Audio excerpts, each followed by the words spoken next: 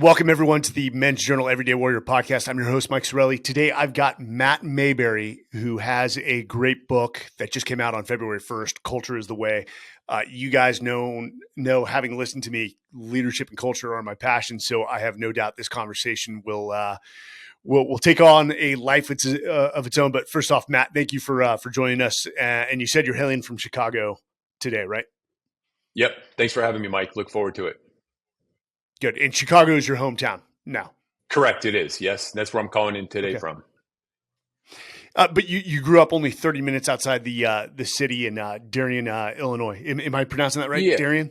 Yeah. I grew up in Darien, Illinois, which is probably about 35 minutes outside of downtown Chicago. So that's where my parents, raised me and my brother. And that's where I kind of grew up, and everything I know, really fell in love with the city. We came to the city every single weekend almost when I was really from 6 years old and on. So, I think growing up in the suburbs of Chicago and having that direct access to the city really made me fall in love with my city now.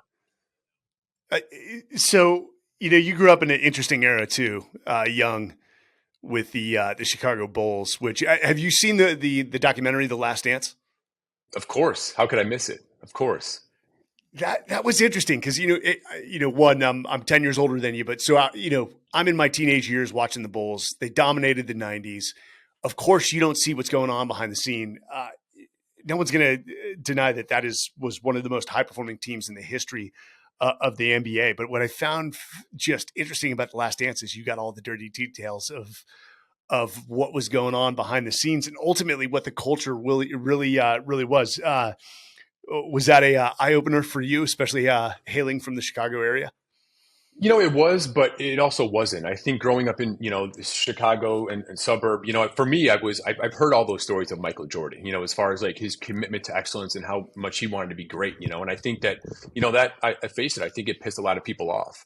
I think from the flip side, you can still be a great teammate. Me and you, we weren't in that locker room, so we don't know exactly what kind of a teammate he was. But, I think he definitely rubbed some people the wrong way, and it was very evidently clear in that documentary. But you could say the same for people that hold themselves to a high standard. You're naturally going to piss off people who just want some sort of semblance of balance.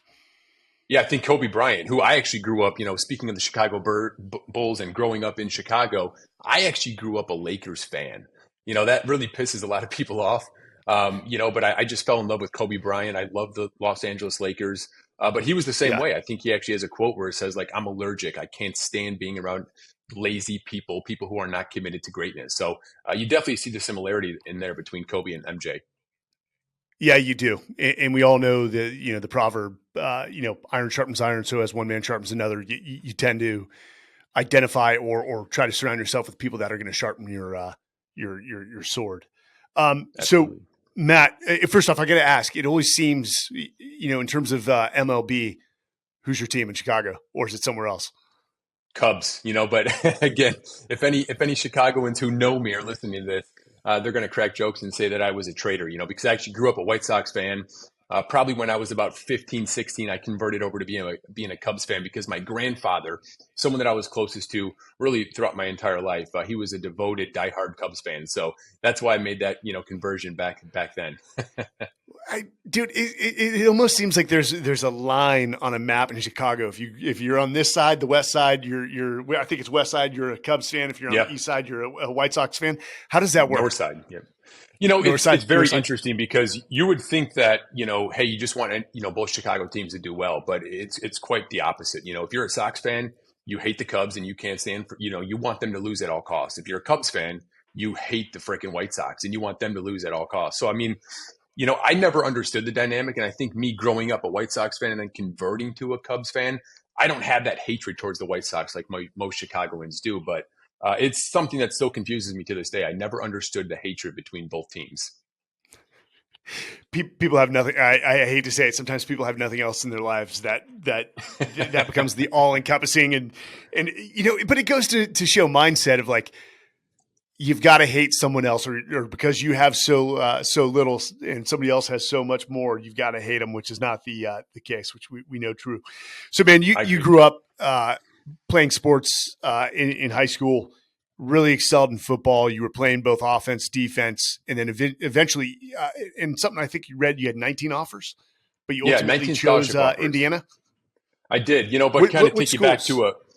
So Yeah. I mean, Georgia offered me, they just won back-to-back championships. Tennessee, Maryland, Northwestern. I mean, some of the biggest football programs in the country. But I think to give some context for all your listeners here, I think when you look at my story, and I think my first book, which came out in 2016, Winning Plays, I was very vulnerable in that, sharing kind of my backstory, because when you look at kind of the accolades from an athletic perspective, and where I grew up in the Chicago suburbs, had two wonderful parents still married to this day. They're very surprised when I was a full blown out drug addict. 3 near death experiences, done every single drug you could possibly think of besides heroin. If I wasn't terrified of needles, I probably would have done that too. And the reason why I say that is because I think that it's when you look at someone's backstory, and I'm sure even yours, everyone thinks that the journey was easy. It was easy going to kind of get to where you got to. But for me, it was a lot of hard learned lessons that, almost near death. At one point, they didn't think that they were going to be able to bring me back to life. So that was kind of my backstory. So, before we get in that athletic conversation, I just wanted to kind of, give that context for your listeners, because it really sheds light into really the rest of the journeys, which I'm sure we'll get into later on. So I just had Matt Higgins on Shark Tank, highly successful business leader, rags to riches story. And your story sounds a little similar to mine, not rags to riches.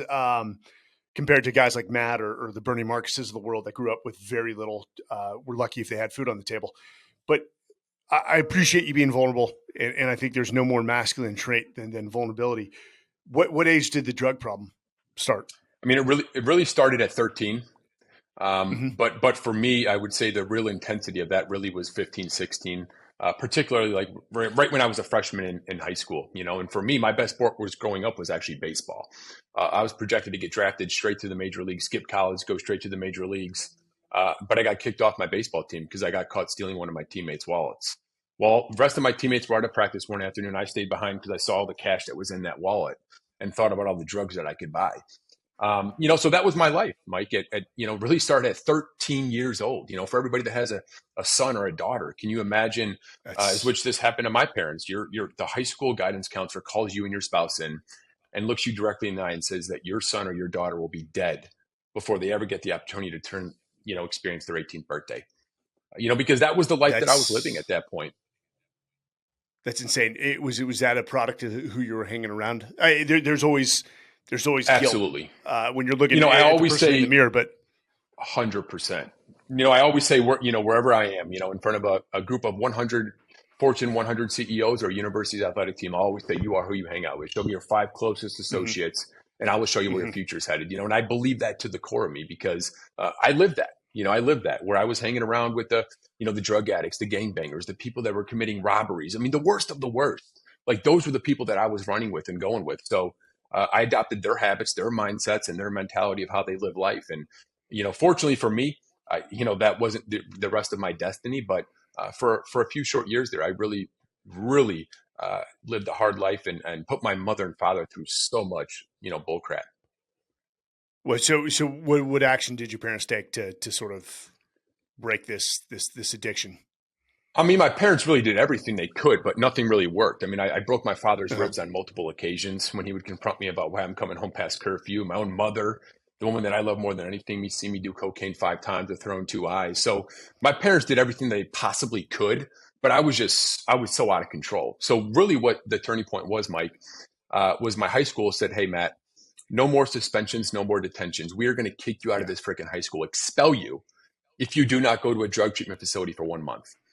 And I was a gifted athlete. I know 100% to my core that I had more opportunities and chances probably than the next person because of my athletic ability. But that was the turning point for me, of almost getting expelled.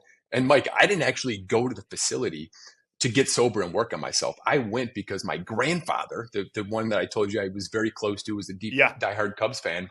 He offered me $500 if I was to go to that drug treatment facility and start the process of working on myself.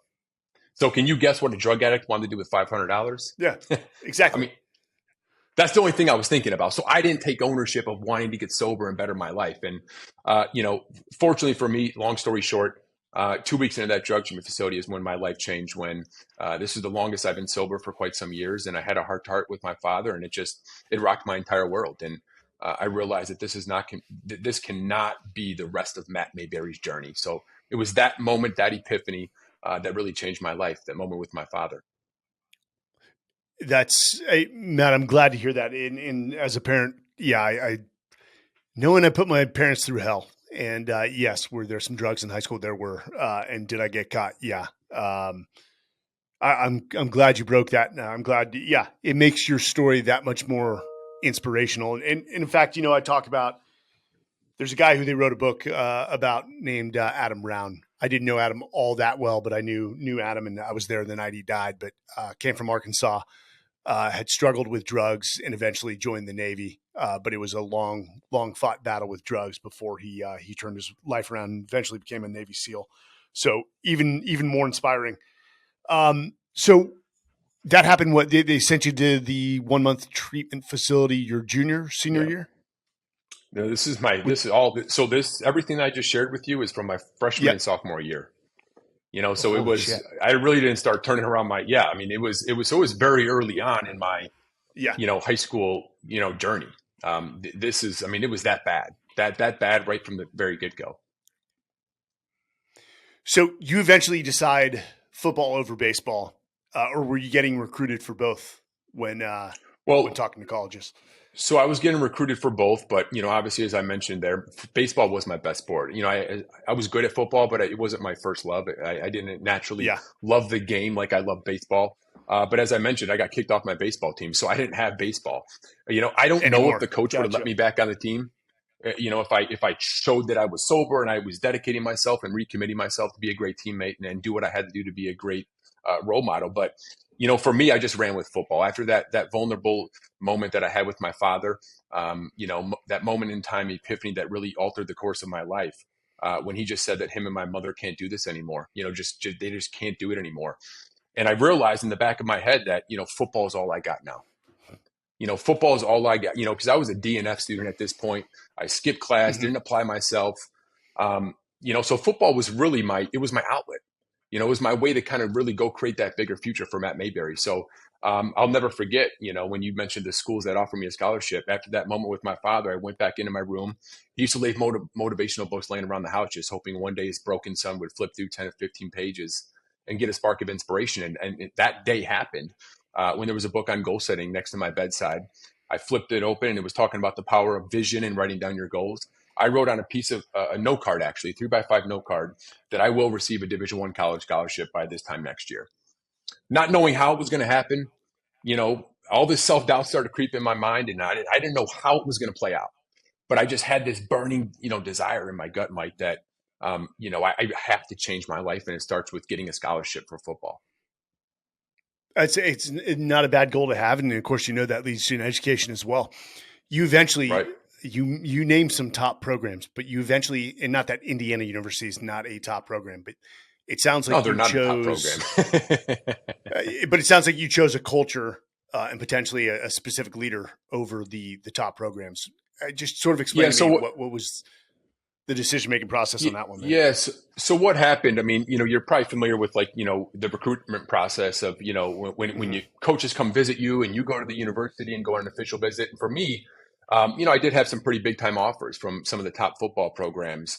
For me though, what really helped me fall in love with Indiana, I'll never forget, with everything that I've been through. A lot of it was self-destructive. But with everything I've been through, and Terry Hepner, the man I'm talking about, he was the head coach at Indiana at the time. I'll never forget sitting in his office one day during an official visit. My parents are there as well. He looked me directly in the eyes and said, "Matt, if you come to Indiana, you're going to get a world-class education and you will get an opportunity to play in the NFL. But more importantly, I'm going to help you grow and evolve as a young man, that one day you are going to be more successful outside of the game of football than you ever will be playing the game of football." And I don't know what it was about that moment and that conversation. You call it luck, whatever you want to call it. But I just knew right then and there that this was the man that genuinely cared about me. And I wasn't just a piece of meat that was going to make that university multi-millions of dollars because of the sport that I was good at. This is a guy who genuinely cared for me, who wanted to see me succeed, not just in football, but in the game of life. And I'll never forget, on the drive back home to, Illinois, from that official visit at Indiana, I told my parents that, this is where I'm going to go. And I shocked everybody when I chose Indiana over Georgia and Tennessee, some of those great programs. But Yeah. for me, Yes. it solely came down to that man, Terry Hepner. That's the power of an amazing leader, is that it draws in Absolutely. the talent that they want. Would you still consider Terry a mentor in a lot of ways? 100. I mean, 100%. I mean, everything I know about leadership and culture directly comes from that man. I wrote about him in my first book, Winning Plays, and then even in my new book, Culture is the Way. I use that guideline of kind of that. That was my first discovery of the power of culture. I'm sure we'll get into a little bit more, but a lot of people think of culture as fluff and something that's soft, and there's no application to business performance and high performance. And to me, that's a bunch of BS. Because I learned firsthand from that man what culture truly is. It's really behavior at scale. It's the expectations for that program, for that company. It's the direction, what we deeply believe in, the purpose of what we're doing. And I learned that front and center when I went to Indiana and saw that man, of how he started to turn around a struggling program that won one game before I got there. And then 1 year later, we're going to a bowl game playing Oklahoma State in the Insight Bowl in Tempe, Arizona. And it wasn't talent, because in one short year, you're not going to get 5-star recruits, 4-star recruits. You're not getting more money from the school and boosters. It was the foundational core, the belief that he built in that program, and really our identity of what's in store for our future. So absolutely, I identified Terry Hepner as one of the biggest mentors in my life as far as leadership and culture. And we all need them. And Matt, I'm smiling for one reason. When I go and talk to companies, and there's a slide that says leadership and culture, and there's a hidden word that then appears to say, hey, it really comes down to one thing. In this one thing, behavior. Leadership and culture come down to behavior. Culture is not the espoused values you put on the wall, which we often see, like excellence, community, integrity, service. Those are meaningless words on a wall. But for those listening, and I know Matt knows this, there's a famous business management consultant. His name was Peter Drucker. He had a famous line that says, "Culture eats strategy for breakfast." Well, I sort of modified it. Culture may eat strategy for breakfast, but behavior eats culture for lunch. And ultimately, Matt, one of my beliefs, and I want to hear, how do you bake this down? Because there is a process to creating a culture. What I think is that there's no MBA program in the world. And I opted to go to an MBA as I retired out of the SEAL teams because I knew very little about accounting, finance. You could say my financial acumen was low. But there was no one equipped and it was a top program to speak on leadership and culture. I mean, they turn out very good business practitioners. I'm not going to debate that. Good accountants, good finance, investment bankers, whatever it may be, marketers. But very few programs are ill-equipped to teach leadership and culture. So I'd love to hear. It sounds like Terry excited what has become, as he said, he was going to create players that are more successful outside the game. It sounds like he ignited this passion for leadership and culture in you. How do you break down culture, man? Because there's a lot of businesses just don't know how to do it. That's a great, fantastic question, Mike. And before we even dig into that, I would like to just say that, I think the military, for example, and football particularly, I mean, you can classify maybe all of sports, but I think that, probably part of, one of the main reasons why me and you have been able to kind of do this work at a high level from leadership and culture is because of the lessons that we learned, of doing what we do and seeing the effect of that, the power in that. Because I remember when I first started, doing this work, roughly 10, 11, 12 years ago, is that I don't have an MBA, right? I didn't, I wasn't at Deloitte. I wasn't at McKinsey. I think there's so much value, information from going to one of those places and having that education. But I think actually living it on the front lines of being an athlete or being in the military, Navy SEAL, whatever that may be. That just, for me, that's given me all the ammo to actually go out in the real world, work with some of the biggest companies in the world and transform their cultures and actually truly change behavior at scale. Because when you talk about culture, that is it. You said it's behavior, and that's really the core of it.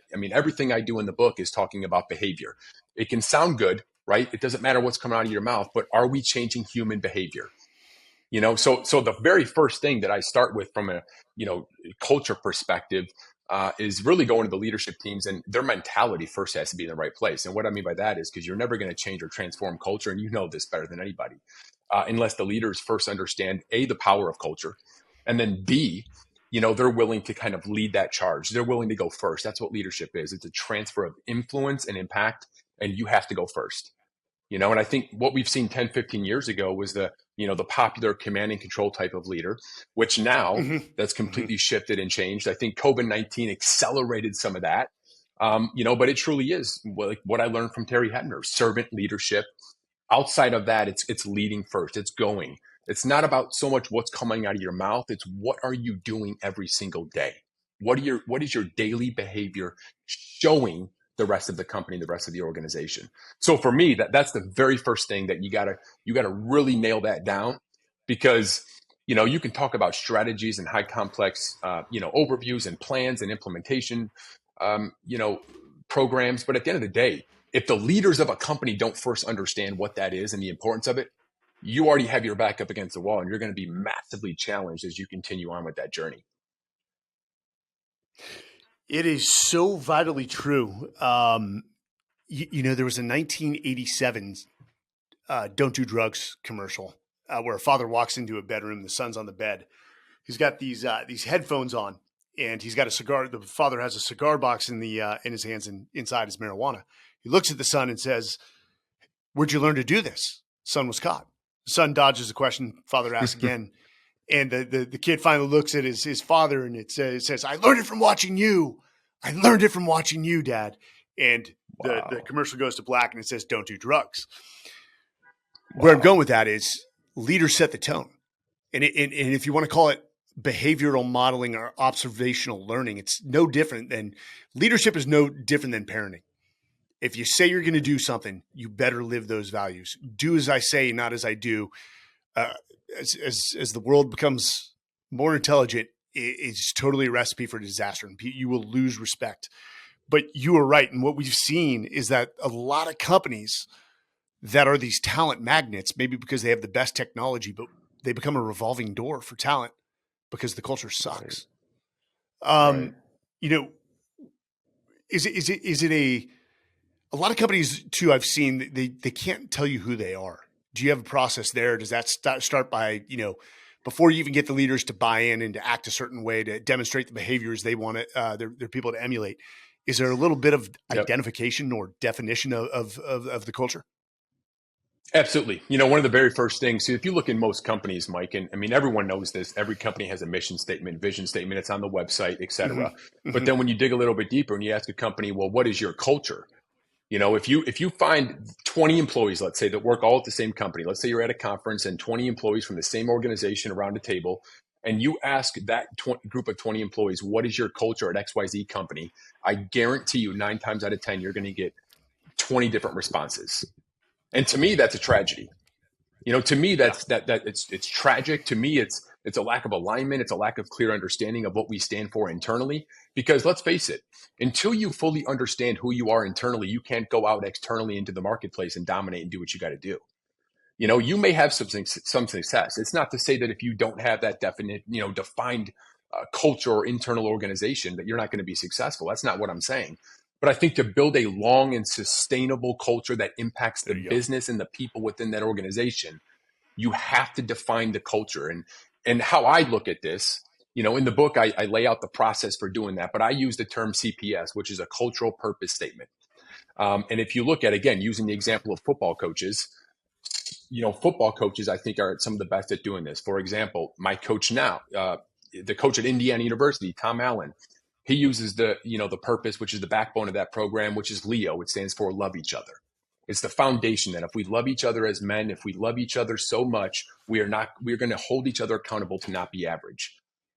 And PJ Fleck at University of Minnesota, Row the Boat. Their whole culture is identified with Row the Boat. Nick Saban at Alabama, it's focused on the process. Everything that organization is built on is not about winning championships. It's focused on the process.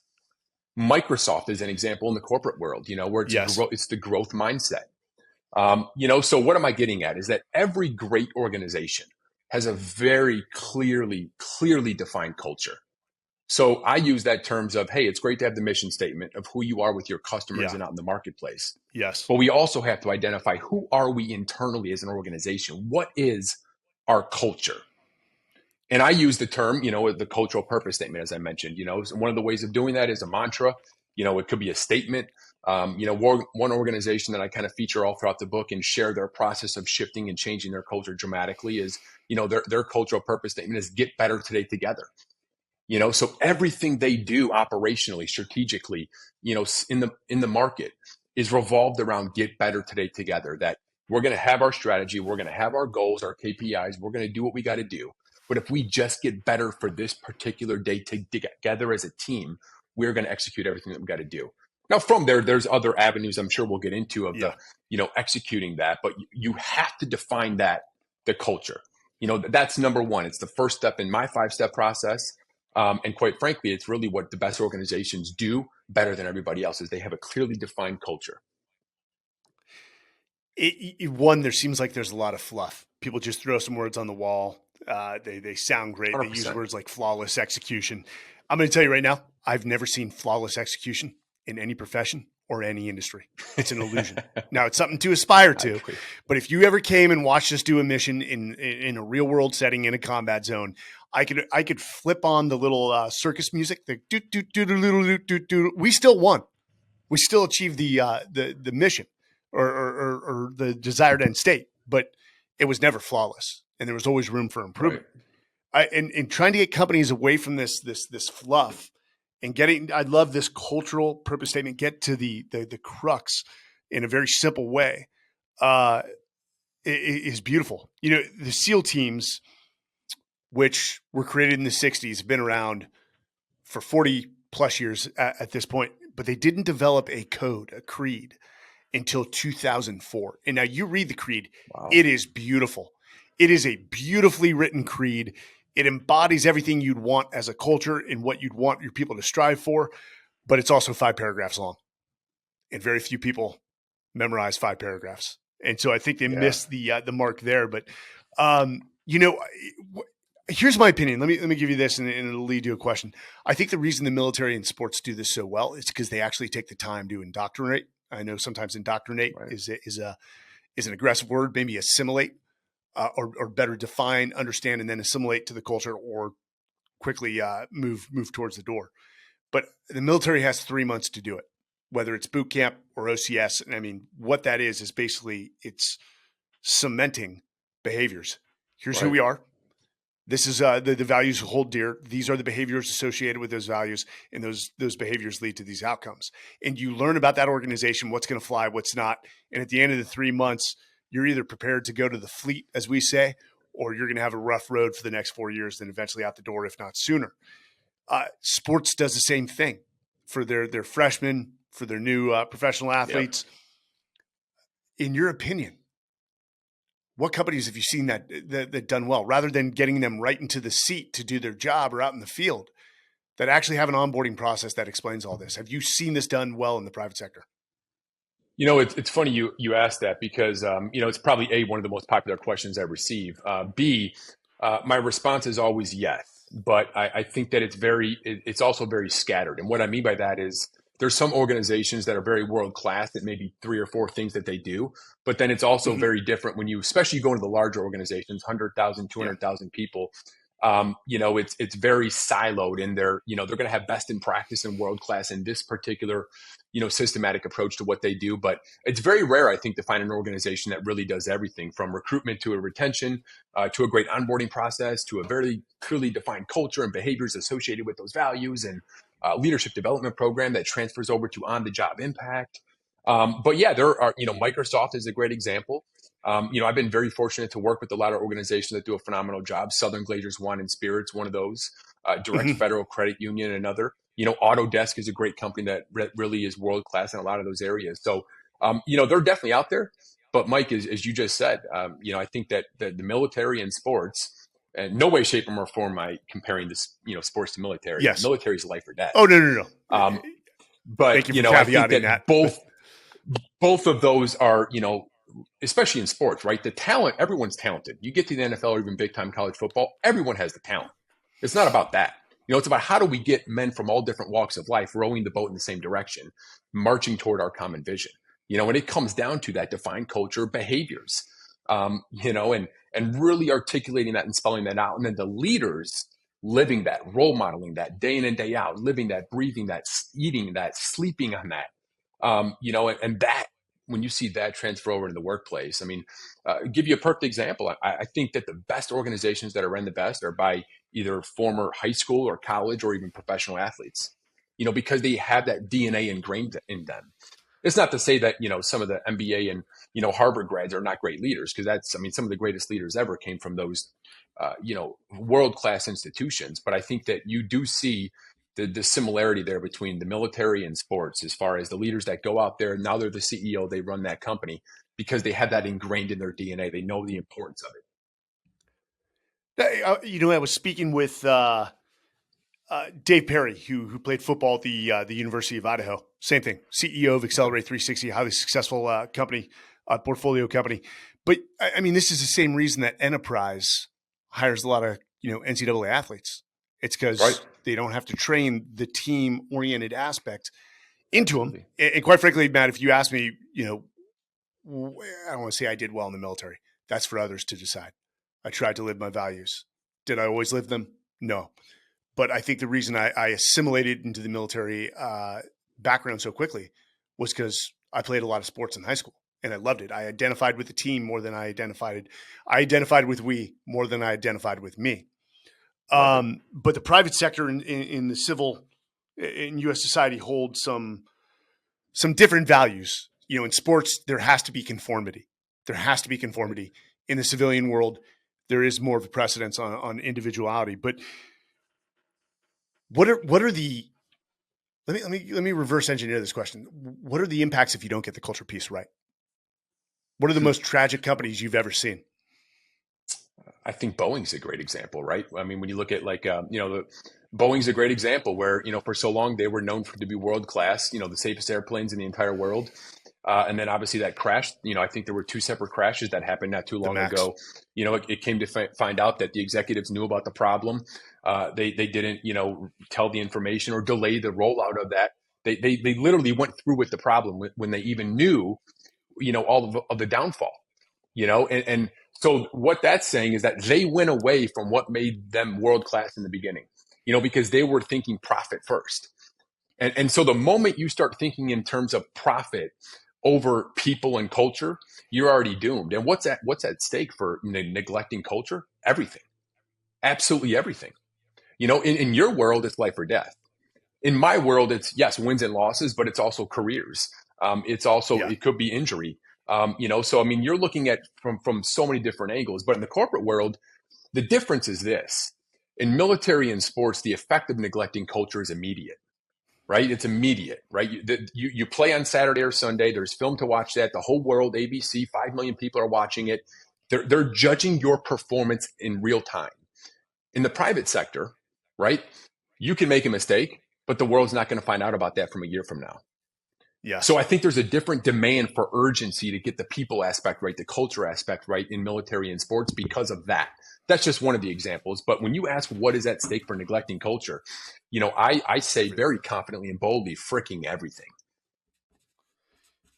And I think one of the things though, Mike, and I have to say this though, Mike, because I think, again, it's why, even when people hear about the cultural purpose statement, well, Matt, you just said words don't build culture. They don't. And one of the very first things I do when, talking about that cultural purpose statement is we don't do anything else for a good 4, 5, 6 months, because those leaders have to understand that just because we're working out a statement or a mantra to define the culture of this organization, what freaking matters is what you do daily. We may be working on this now, but we have to create the mechanisms for us to live this out. And I think when you say that there's been a change, right, and what's been going on from the corporate America, I think what so many Navy SEALs and military leaders and sports leaders and coaches understand is that there's a balancing act. A lot of people and leaders in the business world think that I can't demand greatness for my people. We cannot have a culture of excellence because we're going to be worried about stepping on people's toes or upsetting people. We got to make them happy 24/7. And quite frankly, I think that is the exact opposite of a high-performing culture. Because you can have a very demanding and excellent-driven culture while also still challenging people in a very servant, healthy way. So this is where, and you mentioned it, this is where I consider that a culture of love. And let me dissect this. So I've had a lot of time to reflect since I've been out of the military, and I do realize now that some of the best leaders I worked with operated out of love for their people, and they loved their people a lot more than they hated the enemy or their competition. And it was a good friend of mine who was a just devout Roman Catholic. He was a Army tanker, went to Boston College, and he said, "Hey, the highest form of compassion is accountability." And when he broke it down against leading people is no different than parenting. He said, if you see your son do something wrong, what do you do about it? I said, I take immediate action with professionalism and tact, help him explain from what he just did wrong so that he learns and becomes a competent, good, contributing member of society that can make decisions on his own or my daughter likewise. He said, that's accountability in the corporate sector as well. That's the highest form of compassion. Now, if you do it with professionalism and tact, and they know you love them, and the reason you're holding them accountable is because you never want to see them make that mistake again, then you've created a culture of love. But why, accountability, people can convolute it with confrontation. And we all know people will hide from confrontation. Where does accountability, I know accountability in the sports world. How have you, let me say this, how have you cracked that nut within the private sector? Because if you do something on the field, I know your teammate's going to call you out right away. And they may do it with passion, and some people take that as a direct attack. But the private sector is different. You do that, you can shut somebody down. How have you seen accountability upheld in a very professional, tactful way in the private sector? Absolutely. I think that, again, this really comes over from a direct lesson I learned from the game of football. I think that when you're talking with leaders about driving accountability and holding people on their team accountable, you first have to say, are you holding yourself accountable? And if you follow that leader around for 30 days, you'll start to realize that they're probably not holding themselves accountable. And what the best football coaches do, what Terry Hepner did so much of, is that in front of the whole team, he would say, guys, I messed up here. Guys, I did this wrong. Or guys, I want your feedback. How am I doing with this? How am I doing with, this team meeting? Like what's resonating? What's working? So he's entering into that situation very vulnerable and empathetic. And he's also saying that I'm the leader of this program, but I also don't have all the answers. And a lot of leaders in the private sectors, they believe that, they have to be the smartest in the room, that they have to know all the answers, or at least have their people think that they look like they have all the answers in the room. And I think that it really derails all their efforts, but I think using Tom Allen as an example, who's right now the current Indiana University football coach, he was asked, Tom, what does this Leo talk, love each other? What the heck does this have to do with football, a very violent sport? And he said, because I love you so much that I'm going to demand greatness out of you, that I'm never, ever going to let you be mediocre every single day of your life while you were in this program for the next 4 years. And I just stepped back, and I was, I thought about that, because it's so true. When you said like accountability is compassion, I really believe that. The problem is with this though, Mike, and I'm sure you've seen this, is that a lot of, and again, coaches do the best of this.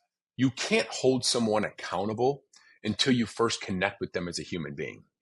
Because if you try being too accountable, drive accountability, if you're too tough on them, if you're coaching them in a particular way and rubbing them off in the wrong way, it's not necessarily because you're accountable or you're driving that tenaciousness or commitment to excellence. It's because they don't trust you yet. There's no connection. There's no deeper layer of that engagement.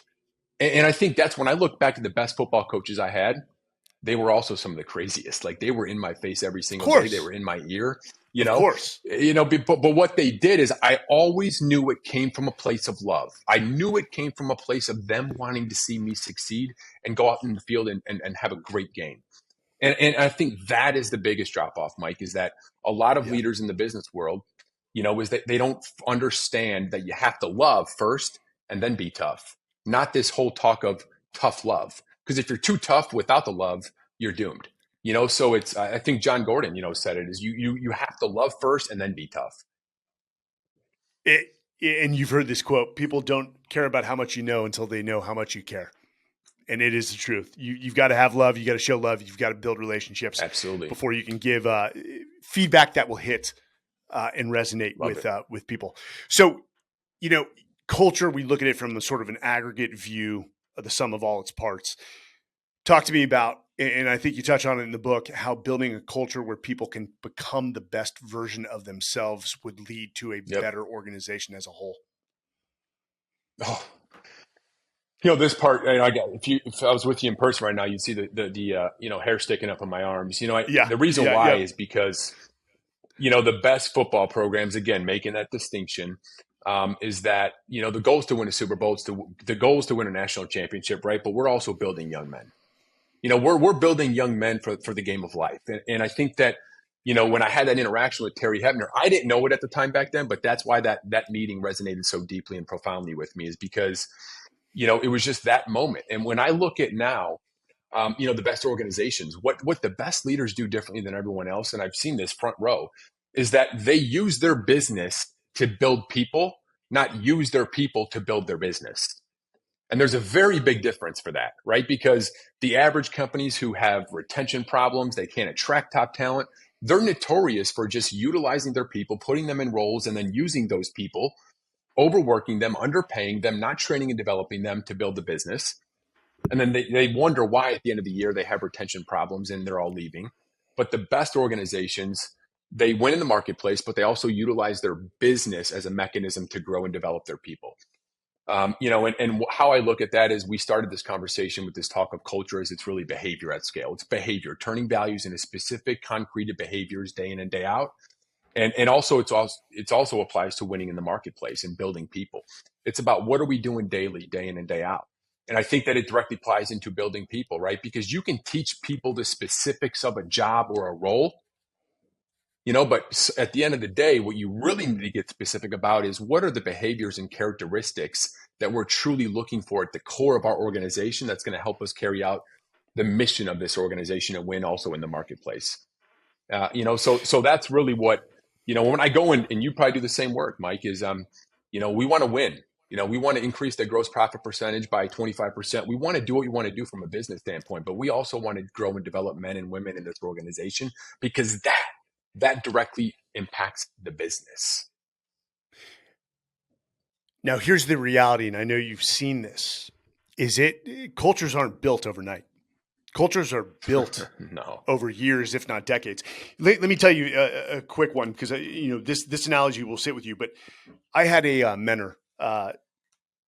He actually was a brigadier general at West Point. But Howard Prince, he was wounded in Vietnam. Third time was the most dramatic. Mortar hit near his leg, and so he went on a professional track of becoming a professor. He got his doctorate in industrial psychology or organizational psychology. But he talked about the Army. In the Army, when I talk to companies, I say two organizations have really written the manual on leadership. And no, it's not the Navy SEALs. The Navy SEALs plagiarized their leadership manual from these two. It's the Marine Corps and the Army. And these organizations have been around for a very long time, since the inception of our history. And they're great organizations, or great manuals. But he talked about when the Army switched from a all volunteer force, all draftee force post-Vietnam to an all volunteer force post-Vietnam. He said the Army, an organization that prided themselves on leadership, had to relearn how to lead. Because how they dealt with the draftee, somebody who was forced to go into the military, wasn't resonating with somebody who raised their hand and said, I proudly and willingly want to go into the military. And they were suffering from attrition. So if an organization that had, at that point, was over 200 years old, had, who had written a manual, 200 years old, had to relearn over a decade, then think about what it takes for the private sector. And it is a very large organization. But how often do you see a leader who gets terminated too quickly, i.e. like a football coach, who is making headway of changing the culture of a program, but it's too long of a road? Yeah, they may have gone from a 1-8 record to a 5-5 record, but they're terminated too early because they just weren't given time to build that culture. Is that a common thing you see in football as well as the private sector? It is, I would say that it probably was more common 10 years ago. I think now you're starting to see a lot of athletic directors and even board members in the business world, have a much more clear understanding of, what does success look like for us, right? So even if, we were in turmoil 3 years ago and we won't go from winning one game to 5 games, nowadays that coach may have a little bit more, leeway there as far as continuing to build the program. But absolutely, I've seen that, play out in real time. And I think that it was more relevant, though, 10 years ago, but you still see it today. And I think a lot of times it's very unfortunate. But I will also say that I think 9 times out of 10, maybe 8 out of 10 times, there's probably a good argument for why that coach is being fired.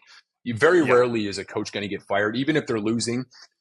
Obviously, if you're losing 2 games, 3 games, 4 games, for 3, 4, 5 years, and you're at, let's say Texas, right? You're going to get fired.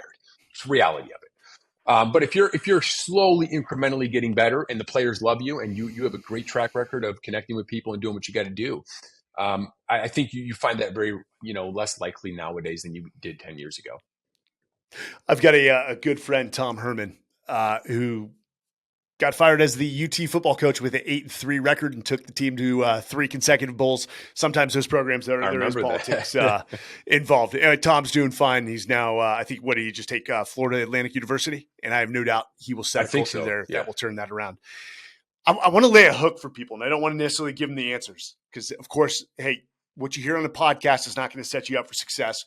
You need to go buy the book. You need to go in detail. You need to get a highlighter and truly reflect on what's being written. But you talk about the 5 common roadblocks that prevent leaders from using culture to get the best from their people and how to overcome them. I don't want to necessarily how to overcome them, but some leaders, the problems are staring them right in the face, these roadblocks. Help identify it for those leaders that may be listening. They're like, yep, I've got a culture problem. What are those 5 obstacles? Without giving away too much, I'll start with, look in the mirror. That number one there is lukewarm leadership buy-in. And the reason why I use the term lukewarm is because, it could have just been lack of leadership buy-in. I want to try to get a little bit more specific and go with lukewarm, because what you will find is that you'll have a lot of leaders with 1 foot in, 1 foot out. You'll have some leaders who, for the 2 months, they're completely committed, but then when some distraction and complexity arises in the business, they're completely, reverse engineering, going back to how they were 5 years ago. So the number one thing, is that the leadership team cohesively as a unit, as a team, that top team, the senior leadership team, has to understand that one leader can't make a team, but one toxic leader who's not committed can certainly break and dismantle a team. It's number one. I'm sure it's the work that you do. I know when I go into an organization, even if we're changing culture or writing out a cultural transformation that's going to be for the next 12 or 24 months, the very first thing that we do for the next 6 months is drive top team engagement. All the time is spent there. I mean, it's driving top team engagement. It's doing team building exercises. It's getting clear on what we stand for as an organization. Where are the problems, where are the dysfunctions, airing it all out there. Because if the leadership team is not leading the charge, as we already said at the beginning of this podcast, you're doomed. You're done. And I think a lot of leaders, they still don't get that. They could think that, hey, if we have 20 people, let's say, on our top team, and we have 18 people who are completely committed, but 2 people are just, they're in and out, they're not fully there. To me, that's still a big, major problem. It's a massive flaw. And I think that so you got to look in the mirror, and you got to start there. Number one, you're trying to build culture. The second area I'd like to highlight is, distortion and distraction. What I mean by that is a lot of leaders, they'll read a book, and which I think is great. You should read and learn as much as you possibly can. They'll read an article on HBR. They'll hear about a best practice of what Microsoft or Apple is doing. And then they'll think that exactly those same best practices are going to work in their organization. And I always say this: there is not one and tried true answer to build culture. And I wrote a book on it, entire book on it, and I deeply believe that there is not one program, there is not one system that is 100% tried and true for every organization in America. Why is that? Because every organization has its own unique needs and specific tailored mechanisms that have to be derived and really transferred and cascaded throughout that organization for that specific organization in that market with where they are in their current reality. And so distortion and distraction is a major roadblock, because, you'll have, I read this article, now we're doing this and we're doing this and we're going to change this. And so then you're just running around doing 25, 55 things at one given time. So that's a huge one. The third one, that I would like to highlight because I think it's very important without giving too much away is the lack of ability to cascade change, the lack of ability to cascade impact and influence. And what I mean by this is, a lot of companies, they'll get some traction with the top team. Everybody will feel good with where we are from a defined culture. But then when you look at, especially if let's say, an organization that has maybe 10,000 or 19,000 employees, 200,000 employees, you're talking a different ballgame. I mean, you have to be obsessed with making sure that impact and influence and momentum and energy transfers all throughout the organization. And that takes a long time. I think a lot of leaders think that this can be done in a 6-month journey or 4-month journey. You're mistaking yourself. I mean, it's a daily grind and focus, but it pays off. The payoff of that is extraordinary. But I think you may be saying that with the larger organizations. Yeah, if you've got a team of 3, if you're pouring in for 6 months, you may be able to change the culture of that small 4-person team. Right. But for most of the small to mid-size, even corporate, you're talking a decade-long fight. But yeah, that's tough for a lot of leaders to accept. Sorry, I mean, I disrupted. I mean, even with smaller, small businesses, though, I think even though I do most of my work in large entities, you still see that same challenge with small businesses that may have 4 team members. We did culture work for 6 months, now we're done. Well, is it ingrained in you? One of the best ways I like to say and define culture, is what are the behaviors? How do people act? How do people talk? And how do people define your organization when the CEO is not in the room? And to me, someone presented that to me, and I was just so dumbfounded almost, because I think about that and I'm like, man, it speaks volumes to truly where we want to get to. It speaks volumes to where we have to shift the organization, the mindsets and the behaviors of everybody in here of truly, what are we doing behind closed doors when no one's watching? That is what your culture is. And funny enough, I pull my slides up. Culture is not when the CEO is in the room. It's what your people do when he's not or she's not. And that is so, one of the things I will give the counterterrorism community, which is our top performers, it seemed like culture was baked into every discussion. Is this in accordance with our values, the behaviors we hold dear? If it's not, we better rethink it. And if it's not, we better be able to justify why we're deviating from what may seem like our culture. Right. Yeah, and I think it's a great. It leads me into my other segment. As far as you have to understand what is culture for, right? So you got to remove the negative misconceptions, and then this can start when you're doing that work with that top team and that leadership team. But this even transfers over because what will happen is you may have, let's say, 3 or 4, 5, 6, 7 workshops where you're defining culture and you're talking about that. But the real issue is when you go back out in the real world, you're in a heated meeting with a customer or supplier, and then you revert back to your old tendencies and habits, right? So we have to get to a point where we're ingraining behavior. It's becoming second nature in the organization. But that leads me right into my point of, after you understand of what culture is, what me and you defined it on here in this podcast, it's behavior at scale, or, it's behavior, however you define that, right? You have to understand the sole mechanism of a culture is, yes, to make people feel that they're fulfilled and they enjoy coming to work every single day, but it's also to carry out the mission and execution of the strategy of the organization. Culture, point blank, it's not to make everybody happy. As a matter of fact, a great culture pisses some people off. It pisses some people off.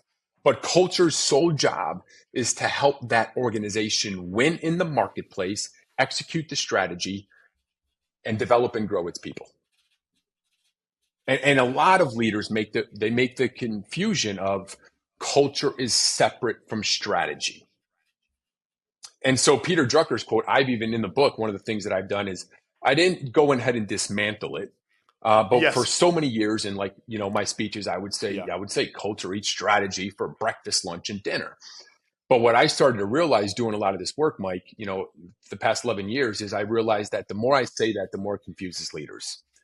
That if I just work on culture, if I just focus on culture, everything, no, it's simultaneously you have to have that balancing act. We got to have a great strategy, but then we also got to connect with the daily behaviors in our culture that's going to help be the driving mechanism for us to carry out our strategy. So you have to get very clear with that. Like strategy and culture got to be connected. It's got to be culture worked, and it's got to be grown. It's got to be cultivated every single day. Like you said, every meeting, everything that you're doing, culture's got to be integrated. It's got to be implemented into every function of your business. Amazing. Matt, did you do an audiobook on this book?